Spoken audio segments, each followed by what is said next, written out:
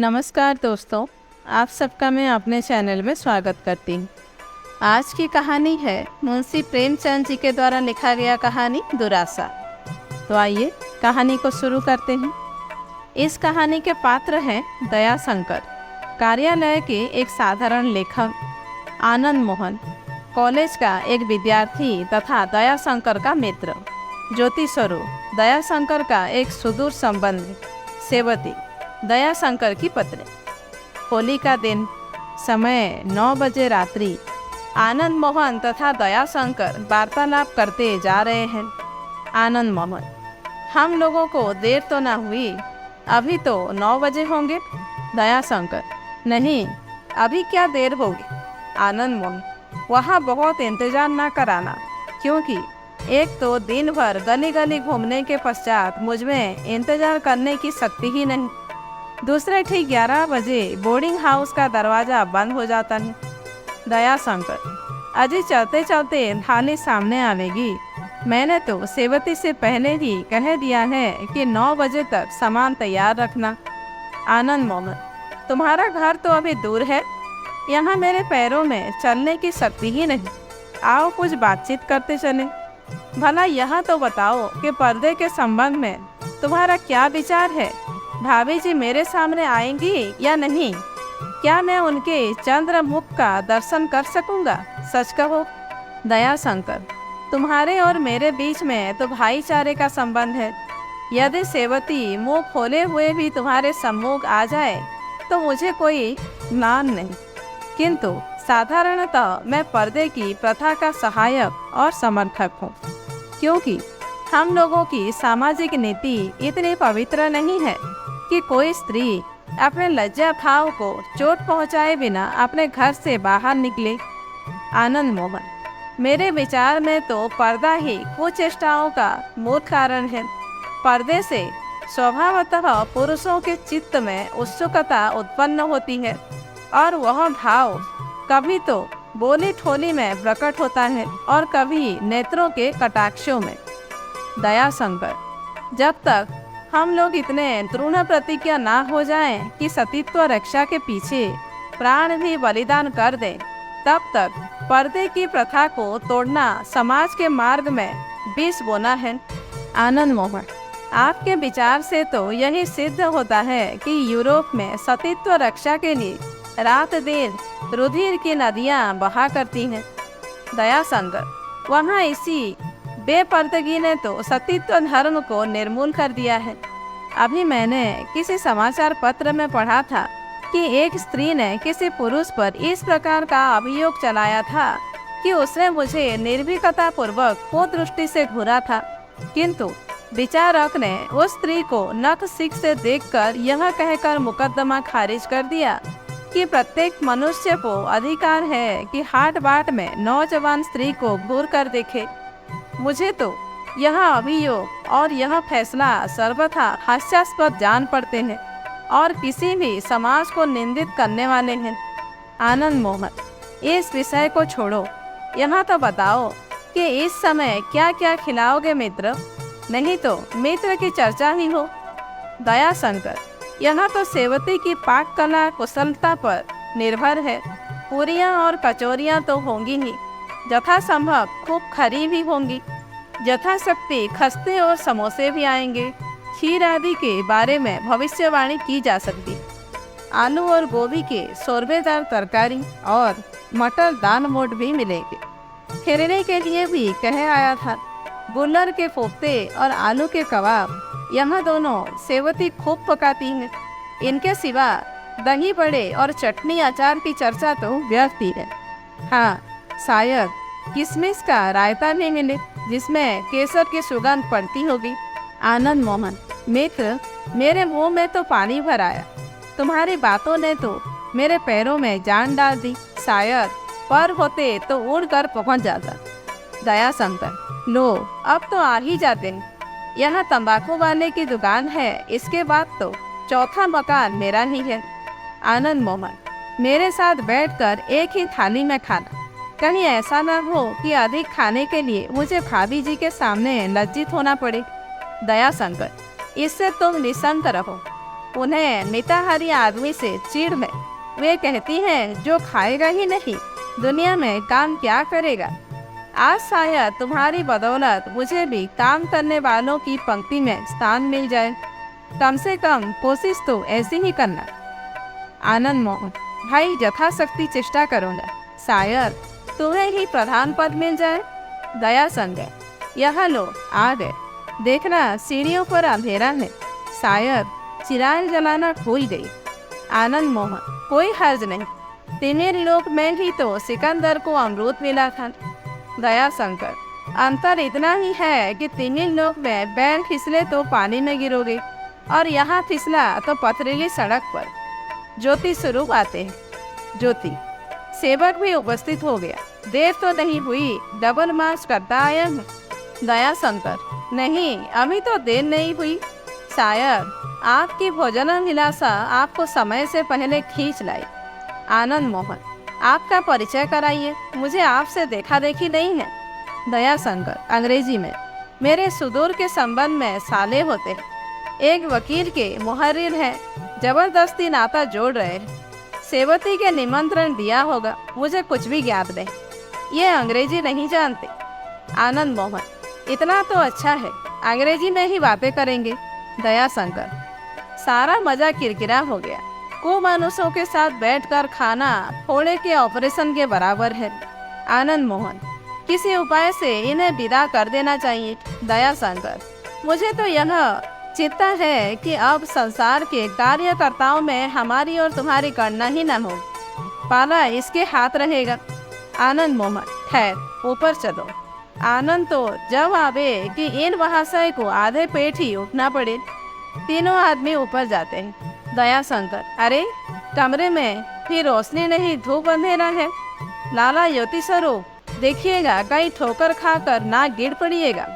आनंद मोहन: अरे गजब, अलमारी से टकरा कर हमसे गिर पड़ता है। दया शंकर: लाला ज्योति स्वरूप, क्या आप गिरे? चोट तो नहीं आई? आनंद मोहन: अजी मैं गिर पड़ा, कमर टूट गई, तुमने अच्छी दावत की।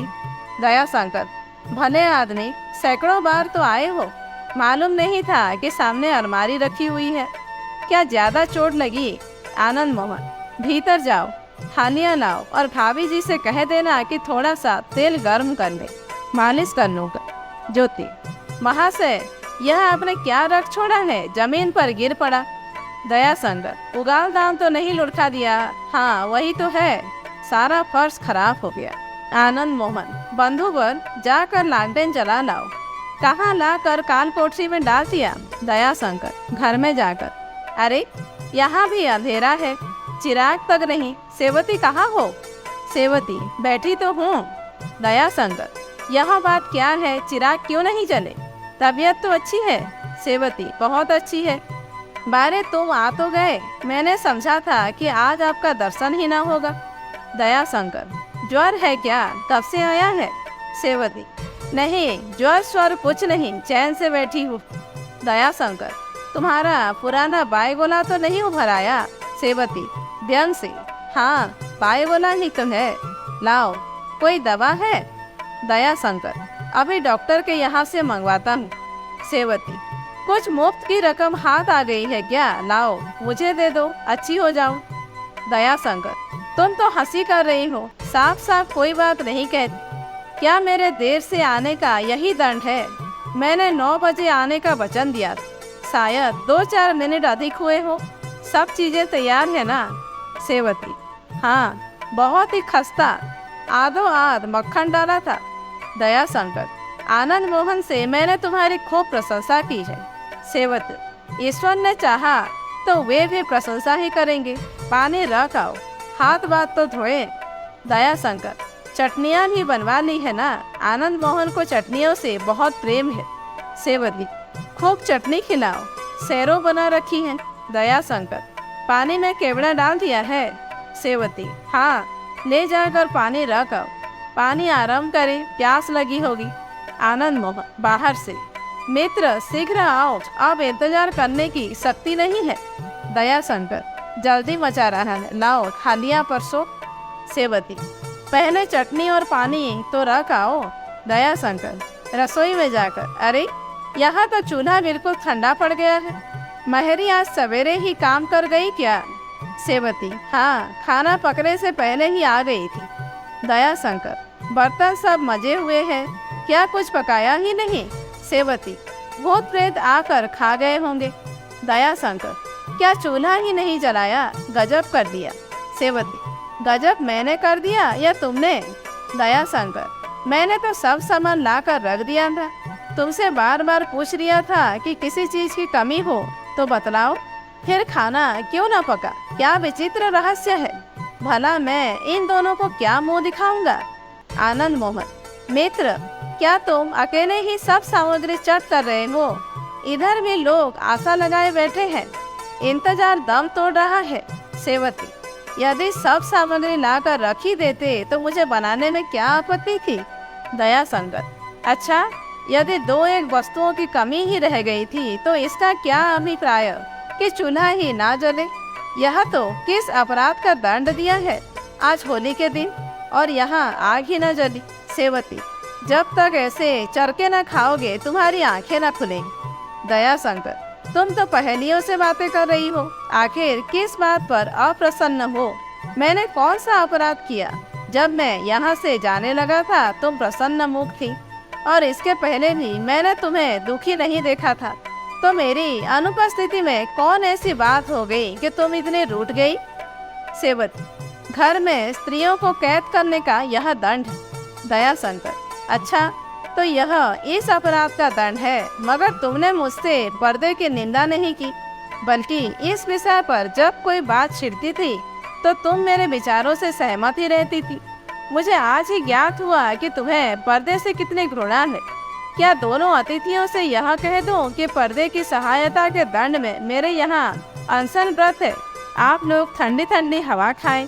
सेवती, जो चीजें तैयार है वह जाकर खिलाओ, और जो नहीं है उसके लिए क्षमा मांगो। दयाशंकर, मैं तो कोई चीज तैयार नहीं देखता। सेवती, है क्यों नहीं, चटनी बना ही डाली है और पानी भी पहले से तैयार है। दयाशंकर, यहाँ दिन लगी तो हो चुप, सचमुच बताओ खाना क्यों नहीं पका? क्या तबीयत खराब हो गई थी, अथवा किसी कुत्ते ने आकर रसोई अपवित्र कर दी? आनंद मोहन, बाहर क्यों नहीं आते हो भाई? भीतर ही भीतर क्या मिसकॉट कर रहे हो? अब सब चीजें नहीं तैयार हैं, नहीं सही, जो कुछ तैयार हो वही लाओ। इस समय तो सादी पूरियां भी खस्ते से अधिक स्वादिष्ट जान पड़ेंगी। कुछ लाओ भला, श्री गणेश तो हो। मुझसे अधिक उत्सुक मेरे मित्र मुंशी ज्योति स्वरूप है। सेवती, भैया ने दावत के इंतजार में आज दोपहर को भी ना खाया होगा। दयाशंकर, बात क्यों टालती हो? मेरी बातों का जवाब क्यों नहीं देती? सेवती, नहीं जवाब देती, क्या कुछ आपका कर्ज खाया है या रसोई बनाने के लिए नौकरानी हूँ? दयाशंकर, यदि मैं घर का काम करके अपने को दास नहीं समझता तो तुम घर का काम करके अपने को दासी क्यों समझती हो? सेवती, मैं नहीं समझती, तुम समझते हो। दयाशंकर, क्रोध मुझे आना चाहिए, उल्टी तुम बिगड़ रही हो। सेवती, तुम्हें क्यों मुझ पर क्रोध आना चाहिए? इसलिए कि तुम पुरुष हो? दयाशंकर, नहीं, इसलिए कि तुमने आज मुझे मेरे मित्रों तथा संबंधियों के सम्मुख नीचा दिखाया। सेवती, नीचा दिखाया तुमने मुझे कि मैंने तुम्हें? तुम तो किसी प्रकार क्षमा करा लोगी, किंतु काली माँ तो मेरे मुख लगेगी। आनंद मोहन, भाई, अपराध क्षमा हो, मैं भी वही आता, यहाँ तो किसी पदार्थ की सुगंध तक नहीं आती। दयाशंकर, क्षमा करा लूंगा, लाचार होकर बहाना करना पड़ेगा। सेवती, चटनी खिलाकर पानी पिलाओ, इतना सत्कार बहुत है। होली का दिन है, यह भी प्रहसन रहेगा। दयाशंकर, प्रहसन क्यों रहेगा? कहीं मुख दिखाने योग्य न रहूंगा? आखिर तुम्हें यह क्या शरारत सूझी? सेवती, फिर वही बात, शरारत क्यों सुस्त? क्या तुमसे और तुम्हारे मित्रों से कोई बदला लेना था? लेकिन जब लाचार हो गई तो क्या कर? तुम तो 10 मिनट पछताकर और मुझ पर क्रोध मिटाकर आनंद से सोओगे। यहाँ तो मैं 3 बजे से बैठी छींक रही हूँ, और यहाँ सब तुम्हारी करतूत है। दयाशंकर, यही तो पूछता हूँ कि मैंने क्या किया? सेवती, तुमने मुझे पिंजरे में बंद कर दिया, पर काट दी। मेरे सामने दाना रख दो तो खाऊं, मुधिया में पानी डाल दो तो पीऊं, यह किसका कसूर है? दया शंकर, भाई छिपी छिपी बातें ना करो, साफ साफ क्यों नहीं कहती। आनंद मोहन, विदा होता हो, मौज उड़ाइए, नहीं बाजार की दुकान भी बंद हो जाएंगे। खूब चकमा दिए मित्र, फिर समझेंगे। लाला ज्योति स्वरूप तो बैठे बैठे अपनी निराशा को फुर्राटों से भुला रहे हैं। मुझे यह संतोष कहाँ, तारे भी नहीं है कि बैठकर उन्हें ही गिनूं। इस समय तो स्वादिष्ट पदार्थों का स्मरण कर रहा हूँ। दया शंकर, बंधुवर 2 मिनट और संतोष करो, आया। लाला ज्योति स्वरूप से कह दो कि किसी हलवाई की दुकान से पूरियां ले आए, यहाँ कम पड़ गई। आज दोपहर ही से इनकी तबीयत खराब हो गई। मेरे मेज के दराज में रुपए रखे हैं। सेवती, साफ साफ तो यही है कि तुम्हारे पर्दे ने मुझे पंगु बना दिया है। कोई मेरा गला भी घोंट जाए तो फरियाद नहीं कर सकती। दया शंकर, फिर भी वही अन्योक्ति, इस विषय का अंत भी होगा या नहीं। सेवती, दिया सलाई तो थी ही नहीं, फिर आग कैसे जलाती। दया शंकर, आहा, मैंने जाते समय दिया सिली की डिबिया जेब में रख ली थी। जरा सी बात तो तुमने इतना बतंगड़ बना दिया। शायद मुझे तंग करने के लिए अवसर ढूंढ रही थी। कम से कम मुझे तो ऐसा ही जान पड़ता है। सेवती, यह तुम्हारी ज्यादती है। ज्यों ही तुम सीढ़ी से उतरे मेरी दृष्टि डिबिया की तरफ गई, किंतु वह लापता थी। ताड़ गई कि तुम ले गए होंगे। तुम मुश्किल से दरवाजे तक पहुँचे होंगे। अगर जोर से पुकारती तो तुम सुन लेते, लेकिन नीचे दुकानदारों के कान में भी आवाज आती तो तुम सुनकर न जाने मेरी कौन कौन दुर्दशा करते। हाथ मल कर रह गए। उसी समय से बहुत व्याकुल हो रही हूँ कि किसी प्रकार भी दिया सिलाई मिल जाती तो अच्छा होता, मगर कोई बस न चलता था। अंत में लाचार होकर बैठ रही। दया शंकर, यह कहो कि तुम मुझे तंग करना चाहती थी, नहीं तो क्या आग या दिया सलाई ना मिल जाती। सेवत, अच्छा, तुम मेरी जगह होते तो क्या करती। नीचे सबके सब दुकानदार हैं और तुम्हारी जान पहचान के हैं। घर के एक और पंडित जी रहते हैं, उनके घर में कोई स्त्री नहीं। सारे दिन फाग हुई है, बाहर के सैकड़ों आदमी जमा थे। दूसरी ओर बंगाली बाबू रहते हैं, उनके घर की स्त्रियां किसी संबंधी से मिलने गई हैं और अब तक नहीं आई। इन दोनों से भी बिना दबजे पर आए चीज न मिल सकती थी, लेकिन शायद तुम इतनी बेपर्दगी को क्षमा न करते। और कौन ऐसा था जिससे कहती कि कहीं से आग ला दे। मेहरी तुम्हारे सामने ही चौका बर्तन करके चली गई थी। रह रह कर तुम्हारे ऊपर क्रोध आता था। दया शंकर, तुम्हारी लाचारी का कुछ अनुमान कर सकता, पर मुझे अभी यह मानने में आपत्ति है कि दिया सलाई का ना होना चूल्हा ना जलने का वास्तविक कारण हो सकता है। सेवती, तुम्ही से पूछती हूँ कि बतलाओ क्या कर। दया शंकर, मेरा मन इस समय स्थिर नहीं, किंतु मुझे विश्वास है कि यदि मैं तुम्हारे स्थान पर होता तो होली के दिन और खासकर जब अतिथि भी उपस्थित हो, चूल्हा ठंडा न रहता। कोई न कोई उपाय अवश्य ही निकालता। सेवत, जैसे।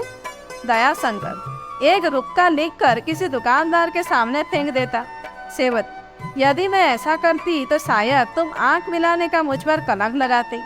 दया शंकर, अंधेरा हो जाने पर सिर से पैर तक चादर ओढ़कर बाहर निकल जाता और दिया सलाई ले आता। घंटे 2 घंटे में अवश्य ही कुछ ना कुछ तैयार हो जाता। ऐसा उपवास तो ना पड़ता।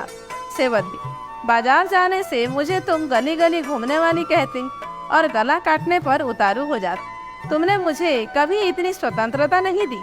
यदि कभी स्नान करने जाती हूँ तो गाड़ी का पट बंद रहता है। दया शंकर, अच्छा, तुम जीती और मैं हारा। सदैव के लिए उपदेश मिल गया कि ऐसे अत्यावश्यक समय पर तुम्हें घर से बाहर निकलने की स्वतंत्रता है। सेवती, मैं तो इसे आकस्मिक समय नहीं कहती। आकस्मिक समय तो वह है कि दैवात घर में कोई बीमार पड़ जाए और उसे डॉक्टर के यहाँ ले जाना आवश्यक हो। दया शंकर, निस्संदेह वह समय आकस्मिक है। इस दशा में तुम्हारे जाने में कोई हस्तक्षेप नहीं। सेवती, और भी आकस्मिक समय गिनाओ। दया शंकर, नहीं भाई, इसका फैसला तुम्हारी बुद्धि पर निर्भर है। आनंद मोहन, मित्र, संतोष की सीमा तो अंत हो गई, अब प्राण पीड़ा हो रही है। ईश्वर करे घर आबाद रहे। विदा होता। दया शंकर, बस 1 मिनट और। उपस्थित हुआ। सेवती, चटनी और पानी लेते जाओ और पूरियां बाजार से मंगवा लो। इसके सिवा इस समय हो ही क्या सकता है। दया शंकर मर्दाने कमरे में आकर पानी लाया, प्यालियों में चटनी है, आप लोग तब तक भोग लगावे, मैं अभी आता। आनंद मोहन धन्य है ईश्वर, भला तुम बाहर तो निकले। मैंने तो समझा था कि एकांतवास करने लगी, मगर निकले भी तो चटनियाँ लेकर। यह स्वादिष्ट वस्तुएं क्या हुई जिनका आपने वादा किया था और जिनका स्मरण मैं प्रेमानुरक्त भाव से कर रहा हूँ। दया शंकर ज्योति स्वरूप कहाँ गए। सेवती ऊर्ध्व संसार में भ्रमण कर रहे हैं। बड़ा ही अद्भुत उदासीन मनुष्य है कि आते ही आते सो गया और अभी तक नहीं चौंका। दया शंकर मेरे यहाँ एक दुर्घटना हो गई, उसे और क्या कहूँ। सब सामान मौजूद और चूल्हे में आग न जली। आनंद मोहन खूब, यहाँ एक ही रही, लकड़ियाँ ना रही होंगी। दया शंकर घर में तो लकड़ियों का पहाड़ लगा है। अभी थोड़े ही दिन हुए गांव से एक गाड़ी लकड़ी आ गई, दिया सलाई ना थी। आनंद मोहन अट्टहास कर, वाह यह अच्छा प्रहसन हुआ। थोड़ी सी भूल ने सारा स्वप्न ही नष्ट कर दिया। कम से कम मेरी तो बदिया बैठ गई। दया शंकर क्या कहूँ मित्र, लज्जित हूँ। तुमसे सत्य कहता, आज से मैं पर्दे का शत्रु हो गया। इस निगोड़ी प्रथा के बंधन ने ठीक होने के दिन ऐसा विश्वासघात किया कि जिसकी कभी भी संभावना न थी। अच्छा अब बतलाओ, बाजार से लाओ पुरियाँ, अभी भी ताजी मिल जाएंगी। आनंद मोहन बाजार का रास्ता तो मैंने भी देखा है, कष्ट ना करो, जाकर बोर्डिंग हाउस में खा लूँगा। रहे ये महाशय, मेरे विचार में तो इन्हें छेड़ना ठीक नहीं, पड़े पड़े खर्राटे लेने दो। प्रातःकाल चौंकेंगे तो घर का मार्ग पकड़ेंगे। दया शंकर तुम्हारा यूँ वापस जाना मुझे खल रहा है। क्या सोचा था क्या हुआ, मजे ले ले कर समोसे और कोफ्ते खाते और दफन चौथ मनाते। सभी आशाएं मिट्टी में मिल गई। ईश्वर ने चाहा तो शीघ्र ही इसका प्रायश्चित करूँगा। आनंद मोहन मुझे इस बात की प्रसन्नता है कि तुम्हारा सिद्धांत टूट गया। अब इतनी आज्ञा दो कि भाभी जी को धन्यवाद दे आओ। दया शंकर शौक से जाओ। आनंद मोहन भीतर जाकर, भाभी जी साष्टांग प्रणाम कर रहा हूँ। यद्यपि आज के आकाशी खोज से मुझे दुराशा तो अवश्य हुई, किंतु वह उस आनंद के सामने शून्य है जो भाई साहब के विचार परिवर्तन से हुआ है। आज एक दिया सलाई ने जो शिक्षा प्रदान की है वह लाखों प्रमाणिक प्रमाणों से भी संभव नहीं है। इसके लिए मैं आपको सहर्ष से धन्यवाद देता हूँ। आपसे बंधुवर पर्दे के पक्षपाती ना होंगे, यह मेरा अटल विश्वास है। तो दोस्तों आज की कहानी यहीं पर समाप्त होती है। कहानी कैसी लगी कमेंट करके ज़रूर बताइए। अच्छी लगी हो तो एक लाइक कीजिए, जानने वालों को शेयर कीजिए और ऐसे ही वीडियोज आगे देखने के लिए मेरे चैनल को सब्सक्राइब करना मत भूलिए।